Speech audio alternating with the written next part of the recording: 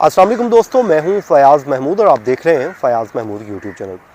दोस्तों, जब से ग्रीन कार्ड होल्डर्स के ख़िलाफ़ क्रैकडाउन शुरू हुआ है, उनकी स्क्रूटनी का अमल तेज़ हुआ है, तो उसके बाद से लेके आप लोगों के कमेंट सेक्शन में मुझे जवाबात, सवालात मौसूल होते रहते हैं और ख़ासकर ग्रीन कार्ड से मुताल्लिक़ लोगों में खासी एक वो कहते हैं कि बेचैनी पाई जाती है।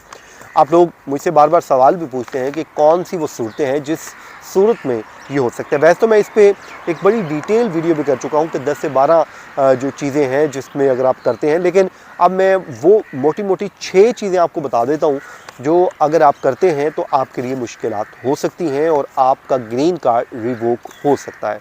तो उसके लिए आपने अब क्या करना है वो मैं आपको बता देता हूँ, सब तमाम तर डिटेल्स आपके सामने रख देता हूँ। जनाब, 6 चीज़ें हैं जो आज हम इस वीलॉग में डिस्कस करेंगे और एक एक करके आपको उन तमाम तर चीज़ों से मुताल्लिक़ बता देंगे। लेकिन वीलॉग का बाकायदा आगाज़ करने से पहले आपसे रिक्वेस्ट है कि हमेशा की तरह आपके फ़ीडबैक का हमें आज भी इंतज़ार रहेगा और अपना फ़ीडबैक देना मत भूलिए। और अगर आपको वीडियो पसंद आती है तो अपने उन दोस्तों के साथ भी शेयर कर दीजिए जिन लोगों को इससे मुताल्लिक़ इन्फॉर्मेशन चाहिए होती है, जिन लोगों ने मुझे कहा है उनके लिए ये वीडियो हाजिर है। अच्छा जनाब, एक तो आपने नंबर 1 जो बड़ा क्लियर है, आपने अपना जो ठिकाना है यूएस अमेरिका, उसको आपने तवील अरसे के लिए वहाँ से बाहर नहीं जाना है। नंबर 1 मतलब वैसे 180 डेज़ का टाइम होता है, आप उसमें वापस आ जाए। और अगर आप इससे ज़ायद 1 साल से ज़ायद का अरसा गुजारना चाह रहे हैं तो फिर जो है और री एंट्री परमिट आपने ना लें और तो आपकी रिहाइश ख़त्म हो सकती है। मतलब आप 1 साल से ज़ायद वक्त गुजारते हैं, 365 डेज से ज़ायद वक्त बाहर गुजारते हैं और आपने री एंट्री परमिट भी नहीं लिया, तो फिर जनाब आपकी ये ग्रीन कार्ड जो है वो रिवोक हो सकता है, रेजिडेंसी जो है वो ख़त्म हो सकती है।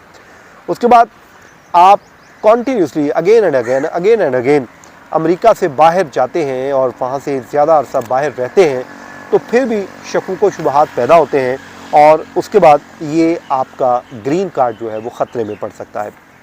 नंबर 2 जनाब, आपने टैक्स अदा नहीं किया या फिर कर तो दिया है लेकिन वो दुरुस्त तरीके से नहीं किया। ये बड़ा अहम है, मैं आपको थोड़ा एक्सप्लेन कर देता हूँ।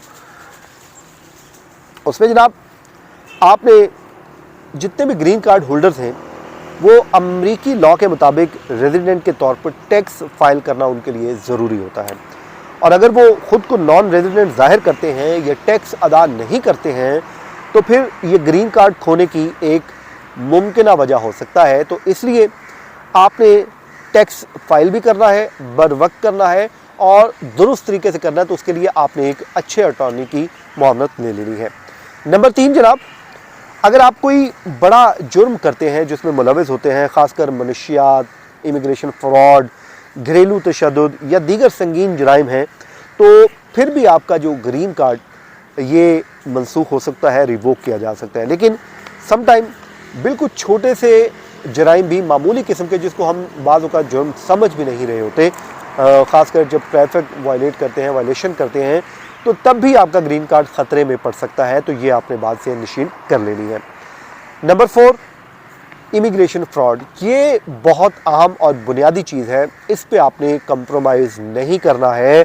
और अगर जब आपने ग्रीन कार्ड लेना है उस वक्त आपने कोई फ़ेक मालूमात दी हैं और फ़ेक मालूमात के ज़रिए या फ़ेक डॉक्यूमेंट के ज़रिए आपने ग्रीन कार्ड हासिल कर लिया है और बाद में उन्हें मालूम हो गया तो फिर भी भाई आपका ग्रीन कार्ड मनसूख हो जाएगा और वो आपको चलता करेंगे। और महज इमिग्रेशन के फ़ायदे के लिए अगर आप शादी करते हैं और वो फ्रॉड शादी, इस पे मैंने एक बड़ी डिटेल भी वीडियो की है, तब भी आपका ग्रीन कार्ड ख़त्म हो जाएगा और आपको निकाल दिया जाएगा। अच्छा, नंबर 5 पे एड्रेस चेंज करना, ये बड़ा अहम है। ये मैं पहले भी बता चुका हूँ लेकिन लोग इसको बड़ा लाइट लेते हैं कि चले जी हमने चेंज किया है तो कोई बात नहीं, एड्रेस अपडेट कर देंगे। भाई आपने अपना एड्रेस जो है वो अपडेट करते रहना है।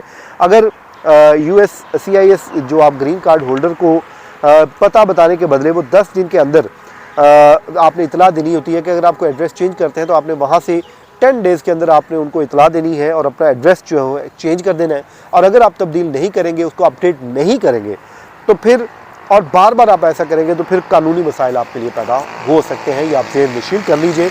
मतलब आपने एक स्टेट से दूसरी स्टेट में शिफ्ट हो गए हैं तो एड्रेस आपने अपडेट नहीं किया है, फिर आपने कर लिया चेंज, फिर अपडेट नहीं किया, तो फिर भाईजान आपके लिए मसाइल होंगे, ये लीगल मैं आपको बता रहा हूँ। तो इसलिए इसको आपने लाइट नहीं लेना, इसको कॉम्प्रोमाइज़ नहीं करना, आपने इसको अपडेट करते रहना। नंबर 6, गवर्नमेंट की जो इमदाद होती है, गवर्नमेंट आपको जो पेमेंट कर रहा होता है, जो वेलफेयर के नाम पे, आपने उस पर इन्हिसार नहीं करके बैठ जाना।